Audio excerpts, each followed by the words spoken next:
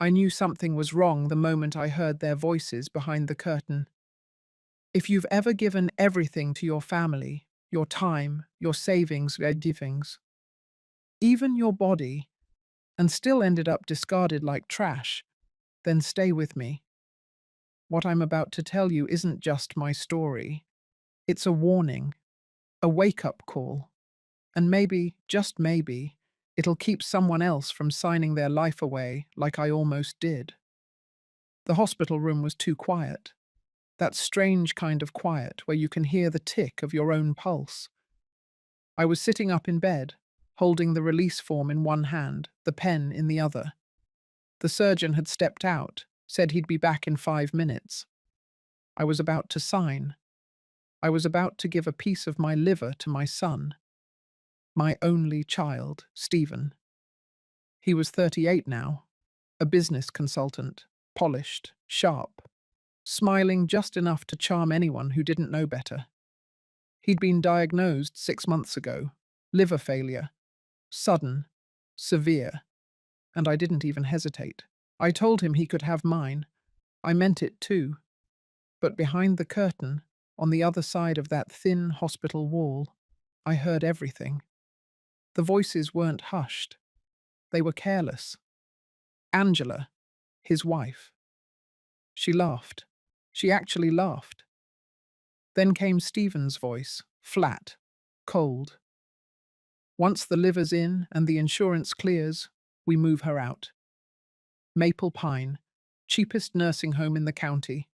Out of sight, out of mind. I didn't breathe. My hand froze mid-signature. The pen dropped into my lap. I felt something snap, not just in my chest, in my soul. Then another voice, shaky, high-pitched. Grandma? It was Hannah, 14 years old. My granddaughter. Her voice cracked like glass under pressure. You're putting Grandma in a nursing home after everything she's done? Silence. Stephen again, but louder this time. She's had her life. We need to think about ours now. The house is already refinanced.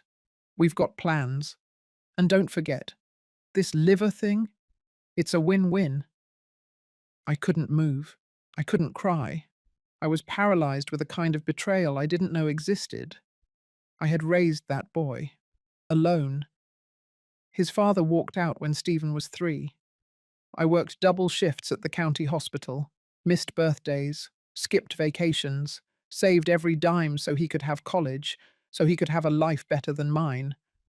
And now, I was a burden, a deal, a signature away from being erased. The door creaked open. Hannah rushed in, red-faced, breathless, tears streaming.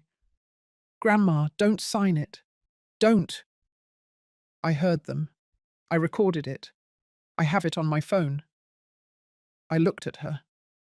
This girl, my granddaughter, the only person in that moment who saw me as a human being, not a transaction. My voice was barely above a whisper. Close the door, honey. She did. I sat up straighter. My hands were shaking, but my spine had turned to steel. I took a long breath. Let it fill me up. Let it burn through the numbness. Let it remind me that I was still here, that I hadn't signed anything. Not yet. I want you to listen to me carefully, I told Hannah. From now on, no more tears, no more fear. We're not victims. Not anymore. She nodded, confused, but trusting. I'm glad you're here.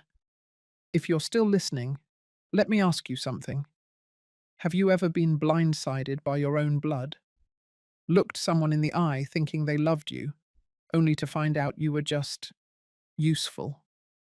That's where this story begins, and it only gets louder from here. I didn't cry. I didn't yell or throw the release form or make a scene. I just sat there, heart racing, hands cold, my granddaughter's voice still echoing in my ears. She had recorded them. She had proof. I told her to keep it safe. Then I looked down at that form, read the words one last time, and calmly folded it in half. I tucked it under my pillow and leaned back like nothing happened. The door opened again a few minutes later. Stephen walked in with that fake softness in his eyes, the kind that had fooled me for years. "There you are," he said. "We were just talking about you. How are you feeling?" "Fine," I answered, a little tired. He smiled and sat on the edge of the bed, like a good son, like a son who hadn't just signed away my house or planned my future without me. Angela peeked her head in. "Just wanted to check on you, Mum," she said, her voice sugary sweet. "The kids are excited. It means so much to Stephen, what you're doing." I looked straight at her and nodded. "Of course. I just want him to get better." "Good," she said, stepping fully into the room now. "Because once this is done, we'll be able to really move forward with our lives. Everything's almost in place." She paused, glanced at Stephen. "I mean," she added, "the house will need a bit of reorganization, but it's all going to work out. For everyone." I tilted my head. "What do you mean by reorganization?" Angela's smile flickered for half a second. "Well, I mean, Stephen mentioned something about making space. It'll be easier well, once the transition's done. Maple Pine has a great reputation." There it was. Said to my face now. Stephen cleared his throat. "We'll talk about it later," he said quickly. "You should rest." Angela stepped forward, her voice low. "Just sign the final consent form soon, all right? The team needs it on file today. It's just paperwork." Then she leaned in, and the smile disappeared. "It's better for everyone if you don't complicate this, Margaret." I stared at her. She blinked, trying to recover her fake charm, but I didn't look away. I didn't flinch. "I'll take care of it," I said. They left soon after. I waited until the door shut, then pulled out the consent form again. I stared at my name, half written, and felt my stomach turn. It wasn't just betrayal anymore. It was insult, humiliation. They didn't even bother pretending. To them, I was a loose end to tie up, a final piece to cash in. I sat there, replaying the last year in my head. Stephen coming around more often, Angela cooking Sunday dinners, the sudden warmth, the talks about family and legacy. They had been laying the groundwork for this, building trust again, only to rip it out when they needed something from me. I thought about the house, my house, the one I paid off in full, where Stephen grew up, the one I nearly lost twice during the recession, but held on to by working back-to-back night shifts. Now it was theirs, just like that. My name scrubbed from the paperwork like I was never there. I had been naive, but not anymore. The door cracked open again. Hannah, this time. Her eyes were swollen. She slipped inside and sat beside me, clutching her phone like a lifeline. "Grandma," I saved the audio file. I emailed it to myself too, and to Linda. She said she could keep it safe if you want. Linda was my old nurse supervisor. She retired last year. Tough as nails, trusted with my life. If she was in, this was more than just pain control. This was strategy.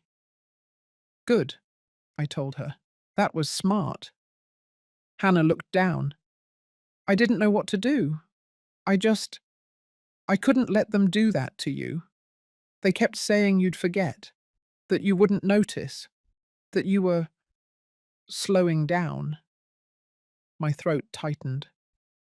"I'm proud of you," I said quietly. "You saw the truth and you did something. That's more than most adults." She nodded, wiping her eyes. "They don't know I heard. I just stood outside. I don't think they even care. That's their mistake," I said. I sat up fully, Pain flared in my ribs, but I ignored it. I reached over, pressed the call button for the nurse. When the nurse walked in, I asked for a new copy of the consent form. "Stephen asked us to keep the original," she said carefully. "I'm sure he did," I replied. "I'll need a fresh one. I have changes to make." The nurse nodded and left. Hannah looked at me. "What are you going to do?" I didn't answer right away. Then I looked her straight in the eye. "We're going to let them believe I'm still their fool. We're going to let them think I'm signing. And when they least expect it, we'll show them exactly who I am." My hands were no longer shaking. By the time the new form arrived, I already had a plan. I wasn't going to scream. I wasn't going to beg. I was going to prepare. And when the time came, I was going to burn their little show to the ground. The next morning, I woke to the sound of voices outside my door. Sharp. Clipped. Stephen's tone had that cold edge again. Angela's was thinner, more urgent. I couldn't make out every word, but I caught enough to know they were talking about the papers, about timelines, about the liver, and about the house. I stayed still, eyes open, breathing slow, let them think I was still asleep. 5 minutes later, Stephen stepped inside like he owned the place. No knock, no hesitation. "Mum, just checking on you. How are you feeling today?" I turned my head slowly. "Better than yesterday." He gave that same smile. All teeth, no warmth. "That's good. That's real good. Doctor says everything's lining up perfectly. Surgery could be moved up if we get all the paperwork done." "Which reminds me, do you have that consent form?" I looked at him, then reached under the pillow and held up the blank form. "I tore the other one up," I said. "I needed a fresh start." Stephen's smile twitched. "Right. Well, go ahead and sign it when you're ready. No pressure, but sooner is better, obviously." He paused, trying to read my face. I gave him nothing. Angela came in right behind him carrying a tray. "Brought you breakfast, Mum." "Oatmeal, just like you like it." She set it down too hard, like she wanted the spoon to rattle. Then she sat on the edge of the bed, too close. Her perfume was too sweet. Her tone was too smooth. "You know, this is a big moment for the whole family. A chance to show how strong we are, how connected. I mean, not every mother gets the chance to save her son's life and help him rebuild the future all in the same week." She looked me dead in the eyes when she said it. I gave her a small smile. "Amazing, isn't it? Just how much one liver can accomplish." Angela blinked. Stephen cleared his throat. "Anyway, we've got a real estate agent coming by the house later today, just to look around. Don't worry, nothing big. Just a walkthrough. The bank needed some documentation, routine stuff." I froze, just for a second, then nodded. "Sounds like you're thinking ahead." He grinned. "Always. You taught me that." Angela stood. "We'll let you eat in peace. Let us know when the form's signed." They left. I didn't touch the oatmeal. I sat there, staring at it, my fists clenched under the blanket. Then I pressed the nurse call button. Linda showed up 15 minutes later. Bless that woman. She didn't even blink when I told her what I needed. "You want me to keep what?" I handed her Hannah's flash drive. It had the audio. Everything. Stephen's voice, Angela's laughter, Maple Pine, the whole plan. "I want a copy locked away, somewhere they can't touch." Linda slid it into her coat pocket like she was sliding a scalpel into a tray. "You got it. You want me to go further? I can talk to someone." "Not yet," I said, "but stay close." By noon they came back. Stephen paced at the foot of the bed. Angela sat on the windowsill, arms crossed, tapping her nails against her arm. "We're running out of time here, Mum," Stephen said. They need the form.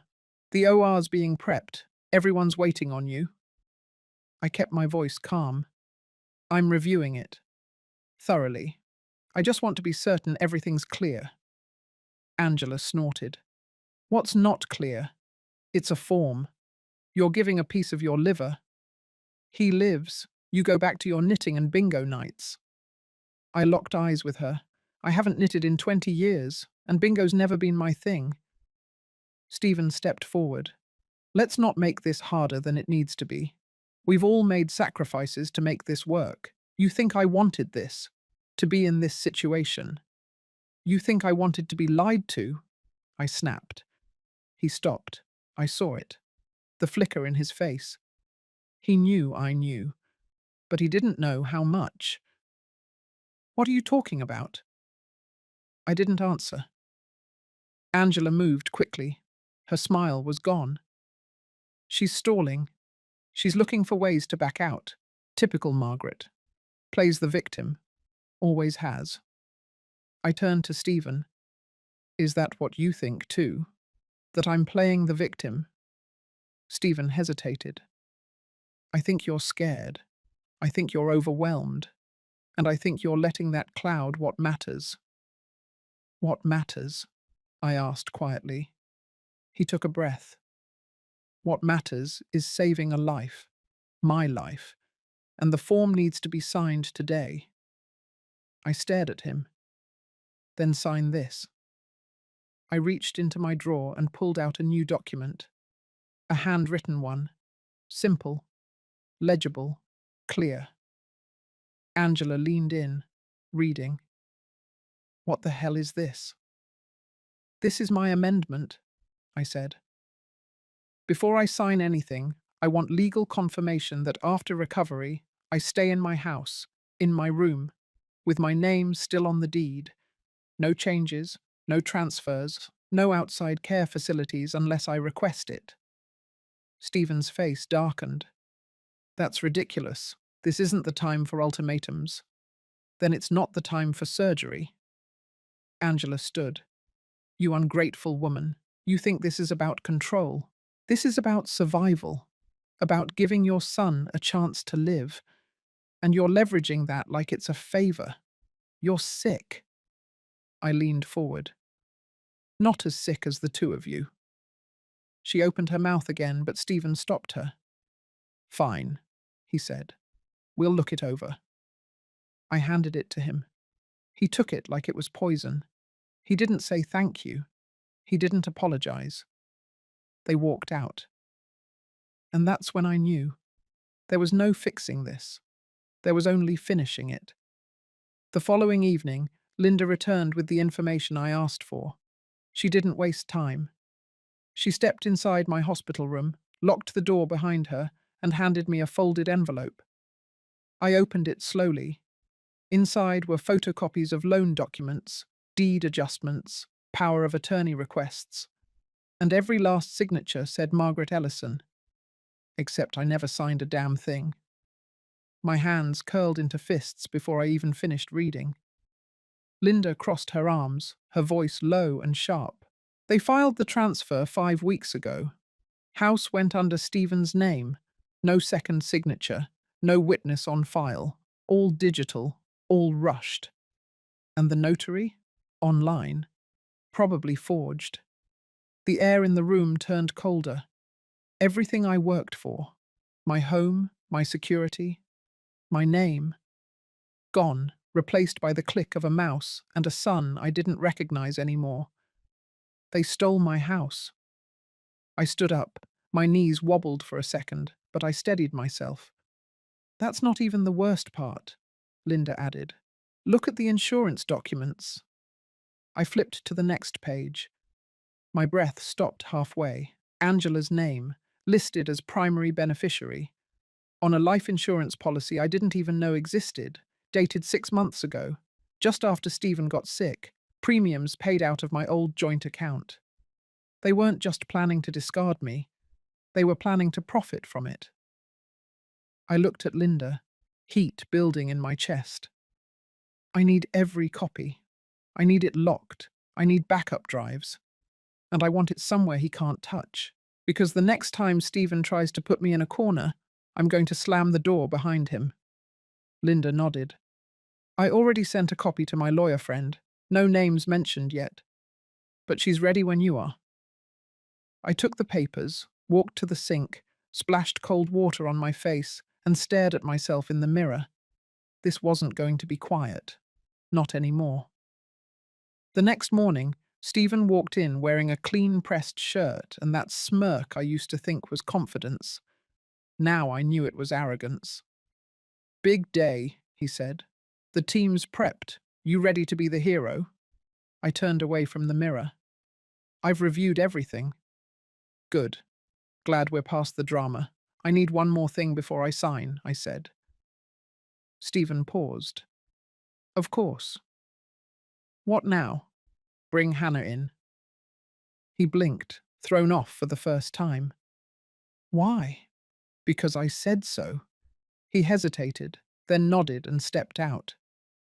2 minutes later, Hannah entered, wide-eyed but calm. She walked straight to me and took my hand. "You ready, Grandma?" I nodded. I turned to Stephen, who was hovering just behind her. "Leave us," he scoffed. "Seriously?" I raised my eyebrows. "If you want my signature, walk out that door and wait until I call you back." His jaw tightened. He glanced at Hannah, then back at me, then stormed out, muttering. Once the door shut, I turned to my granddaughter. "They're not just planning to move me, Hannah. They're planning to erase me. From the house. From everything." I showed her the documents. Her hands shook as she read. Her face changed. "They faked all this. They actually faked your name. They did worse. They insured me. Without telling me. Angela's name is on the payout." Hannah stepped back. "That's disgusting." I nodded. "And that's why today we don't give them what they want.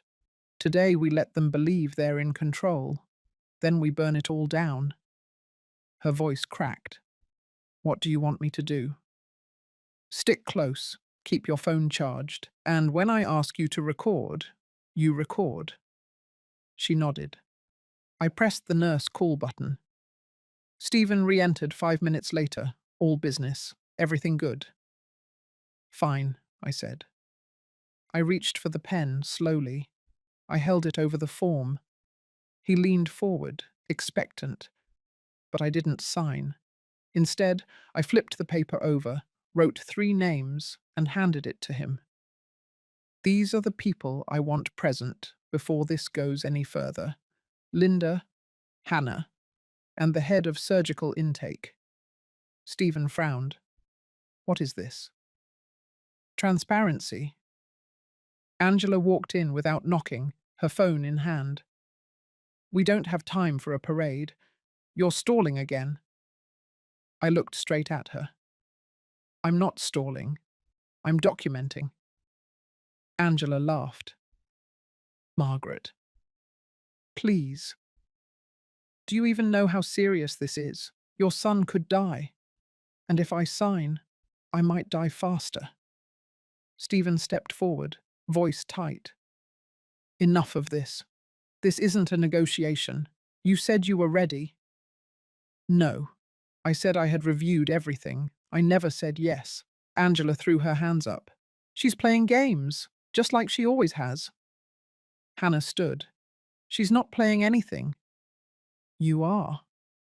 Angela turned, eyes wide. "Watch your mouth." "No. You watch what you're doing. You're trying to bury her while she's still breathing." Stephen pointed at her. "You don't know what you're talking about." I raised my voice. "She knows enough. She knows more than you realize. Because while you were busy writing me off, she was listening, recording, watching, and she has all of it saved." Stephen's face went blank. "What are you saying?" "I'm saying I have the tape, the documents, the signatures you forged, the notary you faked, the money you took, the policy you bought behind my back." Angela lunged toward me. "You lying old witch!" Linda burst in right then, followed by the intake coordinator. Angela froze mid-step. Linda held up a flash drive. I think it's time this gets reviewed. The coordinator looked around. What's going on here? I looked her in the eye. Fraud, exploitation, financial abuse, attempted medical coercion. Stephen tried to speak. She's confused. I turned to him. I'm more clear than I've ever been. And I'm done being your mother. From now on, I'm my own advocate. And you're going to watch everything fall apart, starting now. The room erupted the second Linda stepped forward with the flash drive. Angela's eyes went wild. Her mouth opened, but no sound came out. Stephen went pale, like all the blood in his face had drained straight to the floor.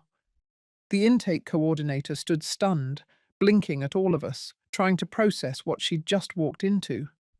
I didn't flinch. I didn't raise my voice. I just nodded once, and Linda walked the drive over to the computer on the counter and plugged it in.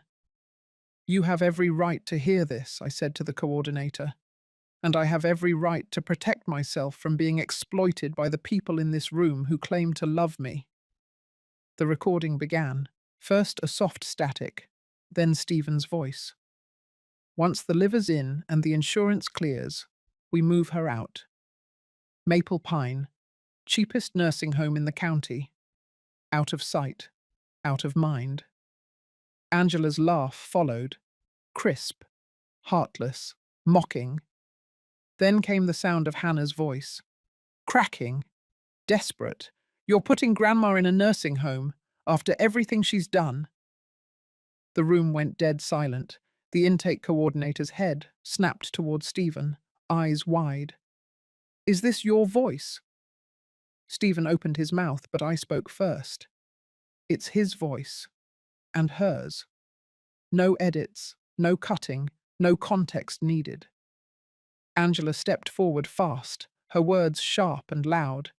This is entrapment. She set us up. She tricked us. That girl had no right recording us. Linda stood her ground. The girl was protecting her grandmother. From you. Angela turned to Stephen, panicked. Do something. Stephen didn't move. His shoulders dropped. His eyes darted to the screen, then to the floor, then to me. This was all a misunderstanding. I kept my stare locked on him. No, this was a plan. Calculated. Cold. You forged my name. You sold my house. You made me believe you were rebuilding our bond, all while preparing to toss me aside like I was nothing. The coordinator cleared her throat. We'll need to pause this surgery. There's clear concern about the validity of the patient's consent and potential abuse. Angela turned on me again. You're ruining everything. He could die. And for what? Pride. Bitterness.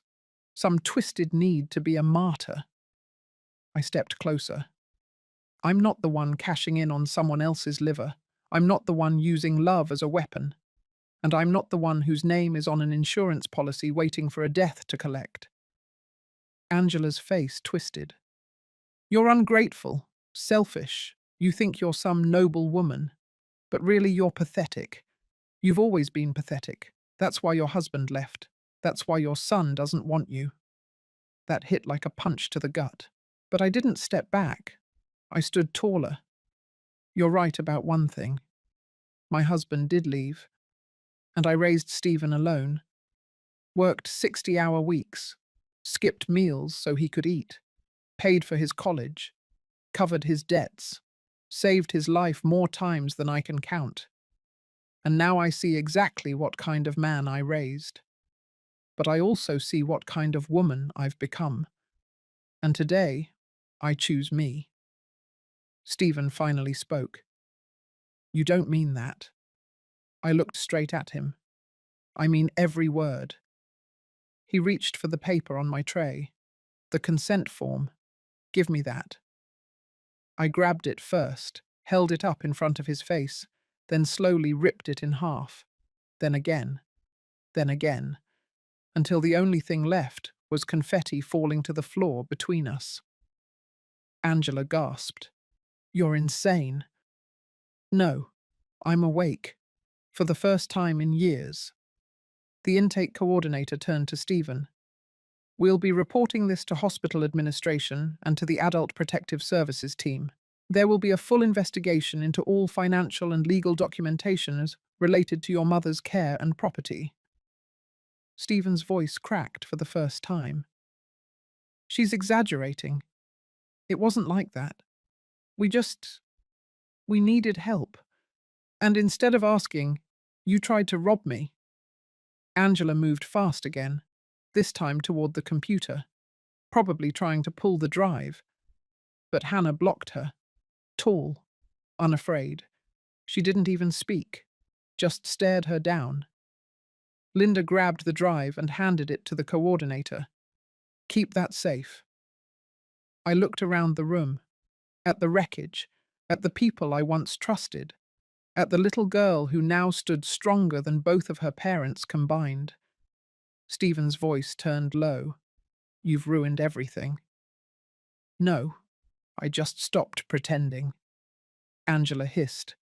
No one will believe you. We'll fight this.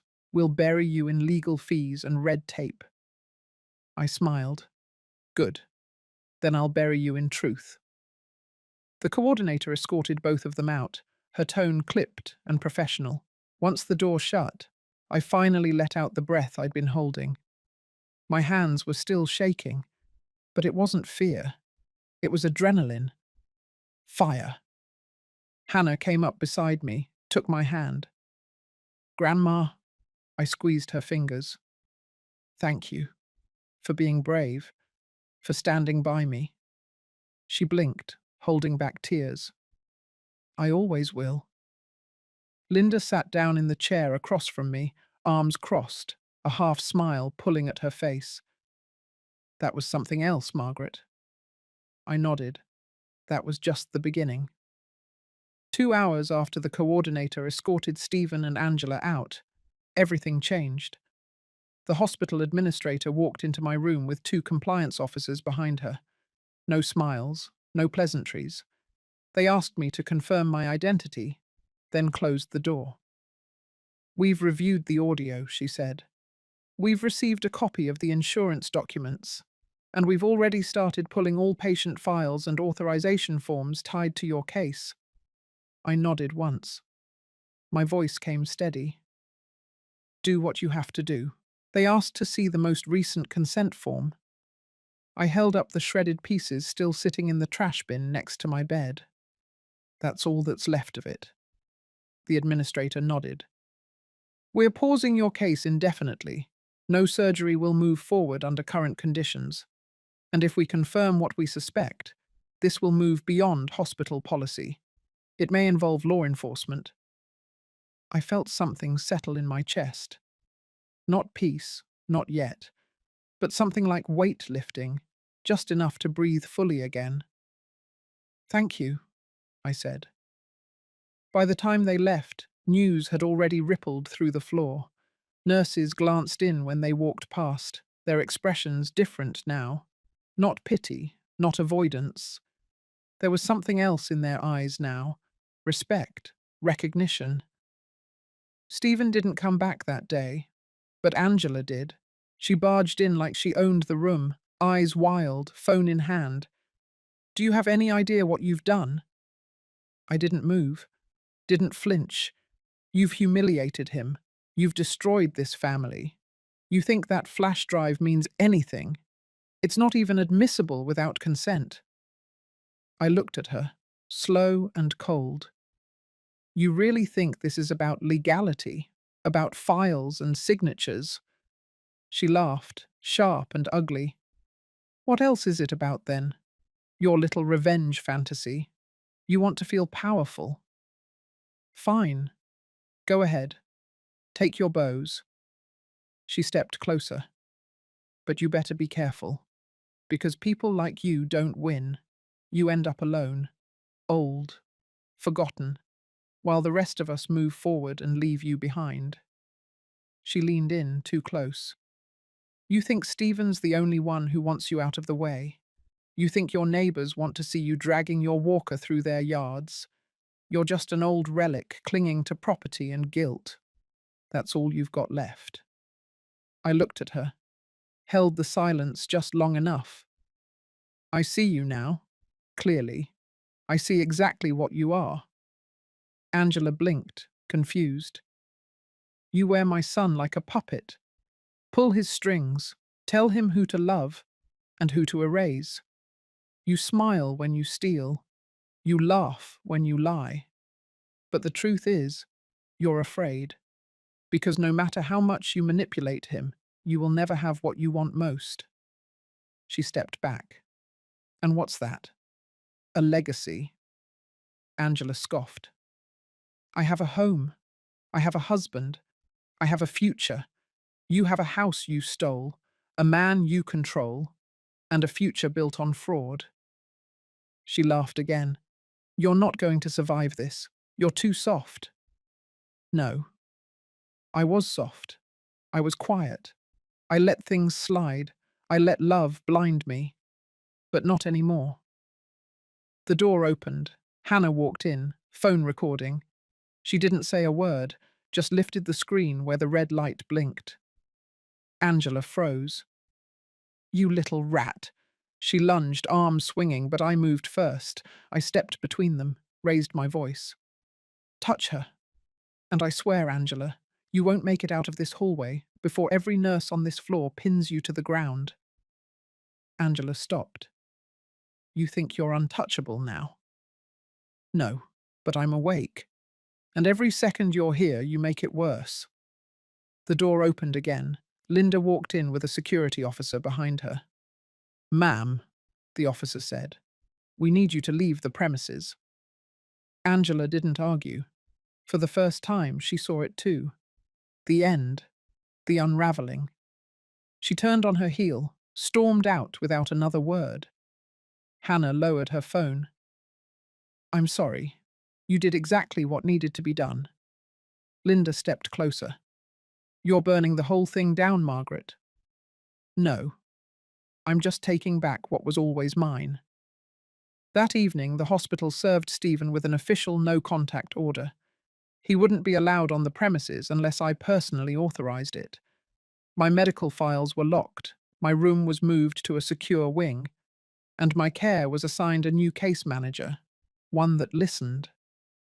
The next morning, I woke to silence. No fake smiles, no spoiled oatmeal, no staged concern, just peace. But it wasn't over. Not yet. Because what they'd done to me wasn't just personal. It was systematic. And if it had happened to me, it was happening to others. And I wasn't going to stay quiet about that either. They thought I would disappear. They thought once they were escorted out, once the hospital locked my records, once the consent form was shredded, that I would simply lie back down and let it pass. But silence is a weapon too. And I was done being quiet. 2 days passed. During those 48 hours, Stephen never showed his face. Angela went dark. No calls, no texts, no hallway whispers. The hospital tightened security around my case. Even Linda said she hadn't seen administration this serious in years. But that wasn't enough for me. I wasn't just going to stop a surgery. I was going to confront the two people who planned to rip apart my life in broad daylight. And I wasn't going to do it behind closed doors. I asked the hospital for a mediation meeting. Official, documented, witnessed. They resisted at first, until Linda handed over the second drive, the one with backup footage from the corridor, showing Angela lunging toward Hannah. That sealed it. By noon the next day, a formal session was arranged in the hospital's conference room. White walls, fluorescent lighting, a long oak table, 2 cameras set up in opposite corners. Linda sat at my side. Hannah, too. Across the table, Stephen sat stiff, arms crossed, eyes cold.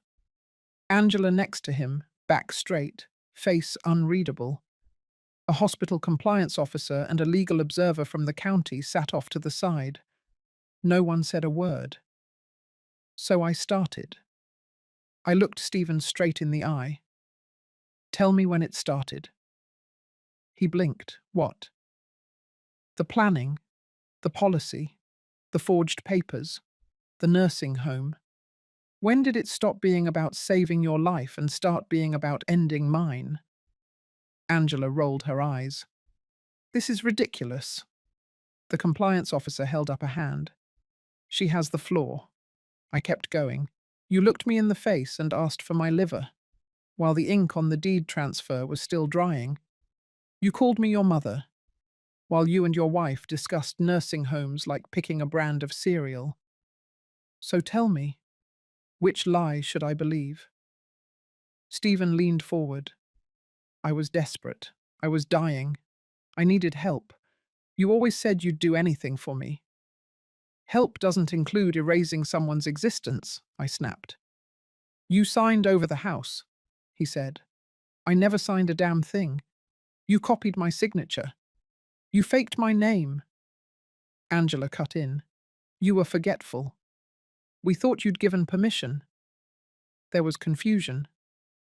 No, there was strategy. You softened me up with dinners. You played the devoted son. You rebuilt the illusion of family just long enough to strip me clean and toss me aside. Angela turned to the officers. She's spiraling. I faced her.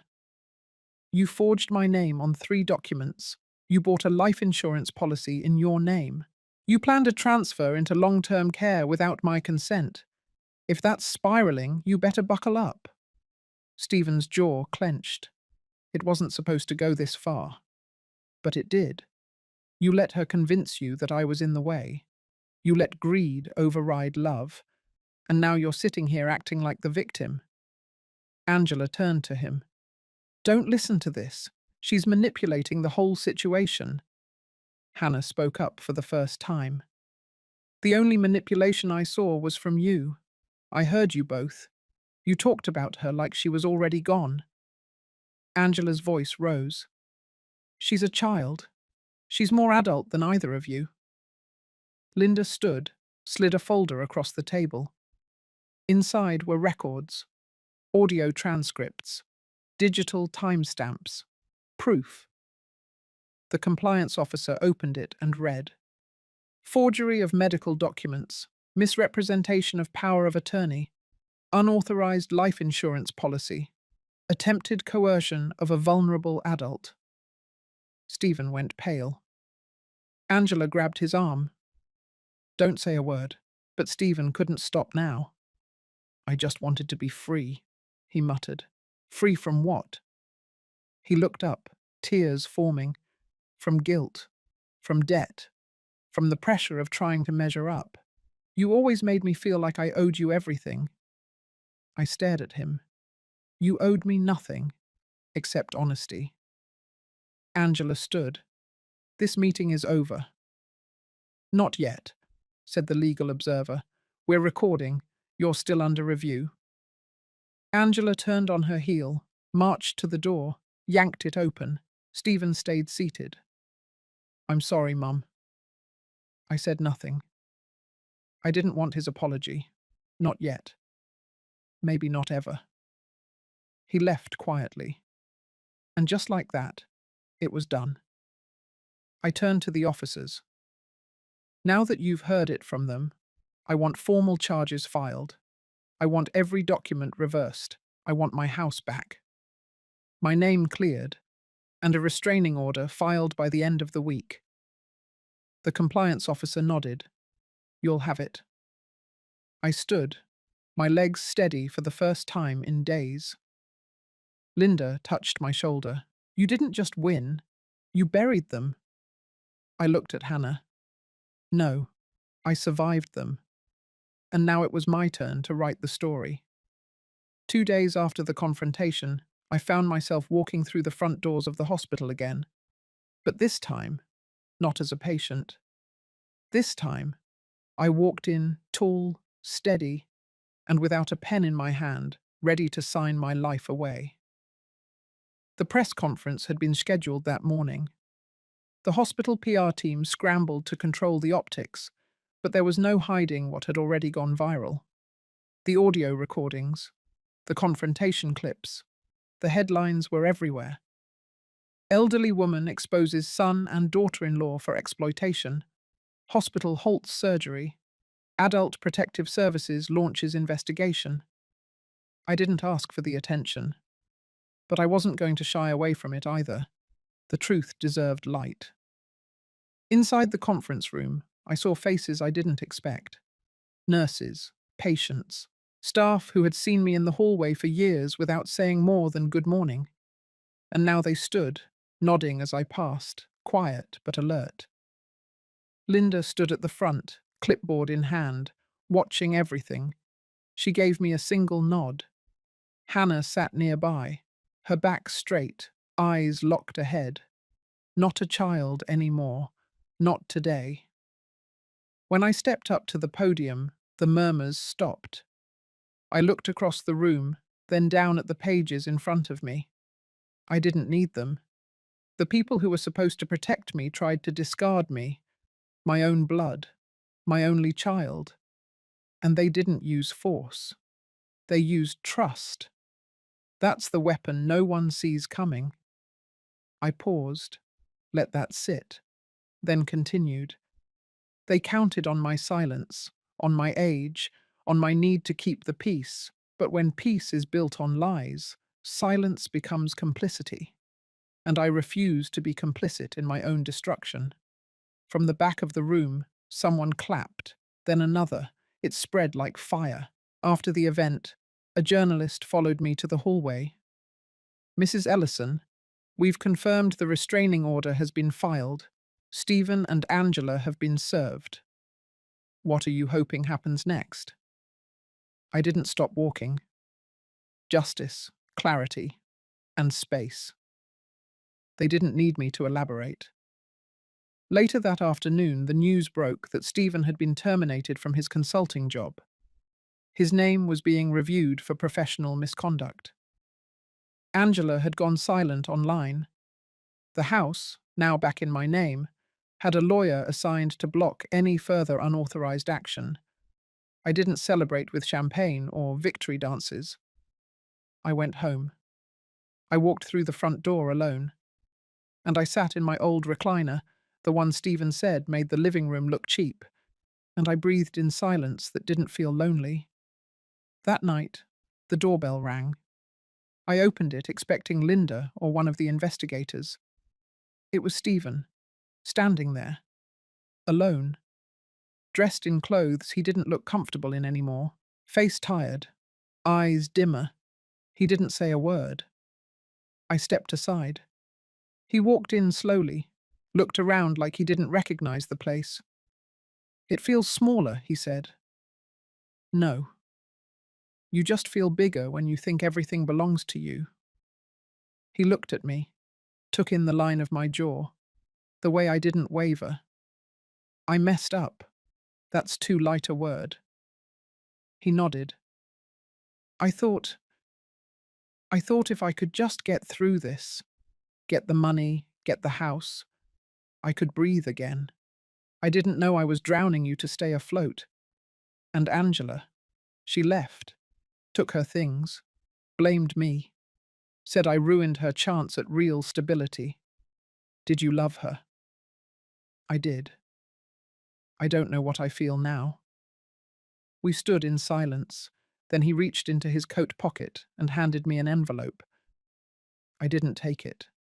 What is that? My written confession. Every step, every lie, names, dates, the insurance details. I want to give it to the authorities myself. You won't have to fight me anymore. I still didn't reach for it. Why now? Because for the first time in years, I saw what you looked like when you stopped making yourself small for me. I saw what real strength is. And guilt. That too. I nodded once. Put it on the table. He did. He turned to leave. When he reached the door, I spoke again. You were my life's work. I gave up everything so you could become more than the man your father was. I never wanted a thank you. I only ever wanted you to be decent. He turned back.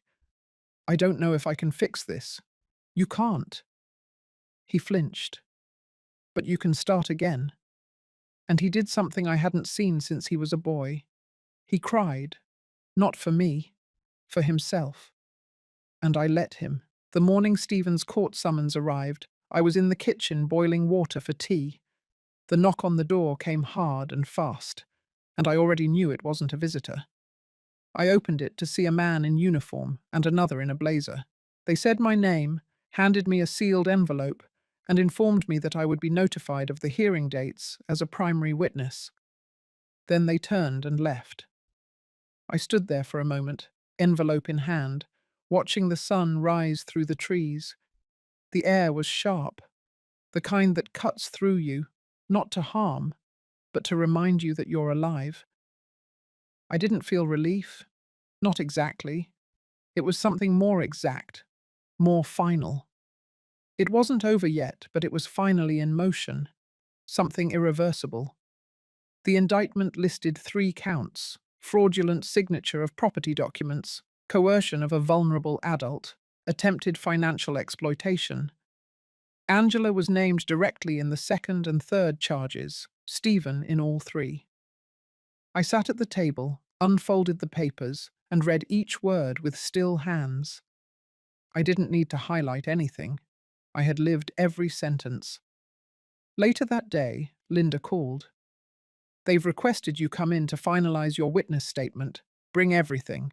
Audio files, written timelines, even the receipts Hannah pulled from the trash. I told her I would. When I arrived at the office, I didn't go alone. Hannah came with me, carrying a box in her arms filled with every piece of evidence we had collected over the last 3 weeks. Her shoulders didn't shake, her voice didn't crack. She looked like a woman, not a girl. And I knew that no matter what happened next, she had already crossed into a different chapter of her life. In the room were 3 investigators, 2 legal reps, and a court-appointed psychologist who had been asked to evaluate my mental state, just to ensure the report could not be challenged later on. After 2 hours of questions, cross-referencing timelines, reviewing medical records, and playing the audio recordings again, the lead investigator turned to me. Margaret, you are officially listed as a protected party under this investigation. There is no burden of proof left on your shoulders. They've done it all themselves. That night, the story made national news.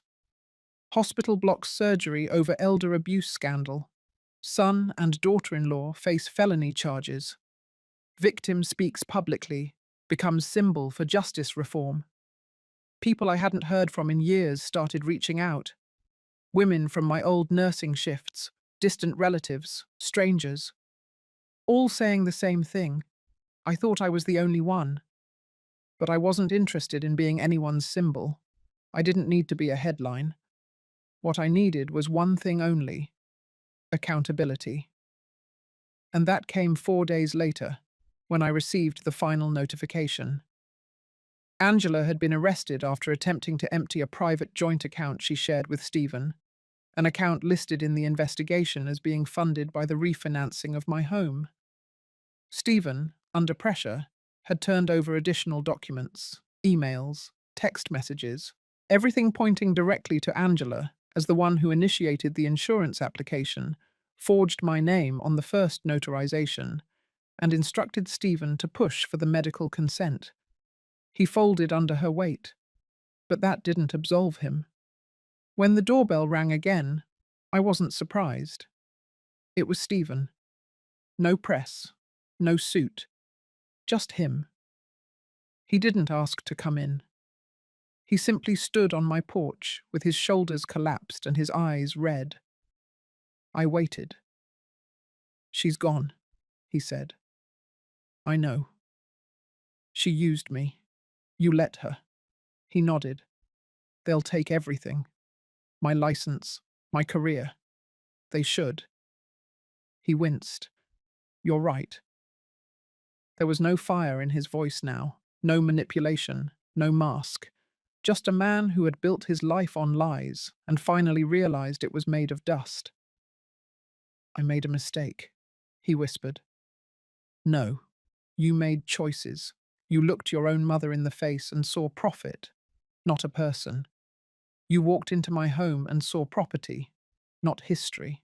You heard my heartbeat and timed it like a clock winding down. That isn't a mistake, that's intention. He didn't respond. He held out another envelope. I didn't take it. It's a letter for Hannah. She deserves more than I gave her. Then leave it on the step. He did. Before he turned to go, he looked at me one more time. I don't expect forgiveness. Good. Because I'm not offering it. He nodded, once, and walked away. When the hearing date came, I sat on the front row with Hannah beside me, Linda behind us. A row of strangers from the community filled the other seats, some there to support, others just curious. But none of them knew the whole story. Not the way I did, not the way I lived it. The judge entered. The room stood. And as the first prosecutor rose to speak, I looked at the two empty chairs at the defense table. Stephen and Angela were not there. Their attorneys entered a plea agreement just hours earlier. Stephen would avoid jail, but surrender all claims to the house and pay restitution through community service for elder care programs. Angela would face trial. Her charges had compounded when investigators found her involved in two other insurance schemes in neighboring states. The judge asked me if I had anything to say. I stood, walked to the microphone, cleared my throat. I came here today not for revenge, not for attention, but because I wanted the truth documented. I wanted a record that could not be deleted or spun or silenced. I wanted it known that I gave everything to my family, and when they tried to erase me, I chose to fight instead of disappear. I paused. And I'm still here. That's what matters. I'm still here. 3 days after the plea deal was finalized, I received a handwritten note slipped through the mail slot. It wasn't in an envelope. Just folded once, no return address. But I recognized the handwriting immediately. I opened it slowly, the paper creasing along my fingers. It was from Stephen. He wrote that he wanted to speak in person. Just once. No lawyers, no cameras, no scripts. He asked for 20 minutes of my time to say what needed to be said. I sat at the kitchen table, read it twice, then placed it on the counter and walked to the window. Outside, the sky was heavy with clouds. Still, quiet, expectant. I didn't reply. I didn't have to, because by sunset, I knew he would come anyway. And he did. When I opened the door, Stephen stood there, just like before. But this time, he didn't pretend. No polished shirt, no false charm, just a man stripped down to what was left of him, tired, deflated, real. I didn't say anything. I turned and walked back inside. If he had the nerve to show up, he could follow. He did. We sat in the living room, the room he once said looked outdated, the one he'd planned to gut for resale value. Now it was just quiet, still smelled like lemon oil and old fabric. Stephen looked around, then at me. I came to take responsibility. All of it. I nodded once. You got what you wanted, he continued. The world knows what I did. My license is gone. I'll never work in consulting again. I had to sell my car to cover court fees. I'm starting over from nothing. Good, I said. He flinched, but didn't argue. I deserve it. I looked him in the eyes, my voice flat. You deserve worse. Stephen leaned forward, elbows on his knees, hands clasped. I let her twist things. I let myself believe that your value had an expiration date, that what you gave was old, used up, irrelevant. But it wasn't. You gave everything. I didn't answer. He looked at the floor. You were always there, even when Dad left, even when I failed college the first time, even when I gambled away half my savings and blamed it on bad luck. You never gave up on me. And then I sold you out for a signature. You didn't sell me out, I said. You tried to erase me. He swallowed. I know. I stood and walked to the cabinet, opened the drawer, and pulled out the envelope he had once left for Hannah. I handed it to him. She read it. She kept it. But I think you need to see what you wrote. He took it slowly, unfolded the letter, and read the words aloud. To my daughter. I'm sorry for showing you how easy it is to betray love when fear gets loud. His voice broke. I'm sorry for teaching you that survival means stepping on someone else. That's not the man I wanted to be. I sat back down, arms folded. What do you want from me, Stephen? He looked at me, tears held back behind blinking eyes. I don't know. Forgiveness, maybe. A chance to rebuild something. You burned it down. I know. You didn't just betray me. You betrayed yourself. You became everything I raised you not to be. He didn't respond. His face crumbled, but he kept still, kept breathing through the wreckage. I continued. You chose lies. You chose shortcuts. You chose a woman who fed your ego and drained your spine. And when you were called to account, you blamed your desperation. But you had a choice every step of the way, and you chose wrong. He nodded. I lost everything. You lost your soul long before that. The silence between us stretched like a thin sheet of glass. One wrong move and it would shatter. Then quietly, Stephen spoke again. I want to earn something back, even if it takes the rest of my life. I raised an eyebrow. Like what? He looked up. Your respect. Hannah's. My own, maybe. I leaned forward. Then you start with the truth. No more performances, no more guilt traps, no more trying to look like a victim while you rebuild in secret. You face what you did, fully, publicly, privately. And when you're done with that, you spend the next 10 years working in silence, giving, not taking, until your name means something again. Stephen's throat tightened. Okay, I nodded. And one more thing. Stay away from this house. Until I say otherwise. You're not entitled to proximity just because you finally feel remorse. He stood, slow and steady. I understand. He turned to leave, then paused in the doorway. I never stopped wanting you to be proud of me. And I never stopped wanting you to deserve it. He didn't say anything else. He walked down the porch steps, into the fading light, and disappeared down the sidewalk like someone carrying the weight of every broken version of himself. And in that moment, I didn't feel rage. I didn't feel revenge. Just silence. Heavy. Final. But maybe, just maybe, not forever. The morning of the award ceremony was calm. The air held that crisp, early autumn stillness, as if the world itself was holding its breath.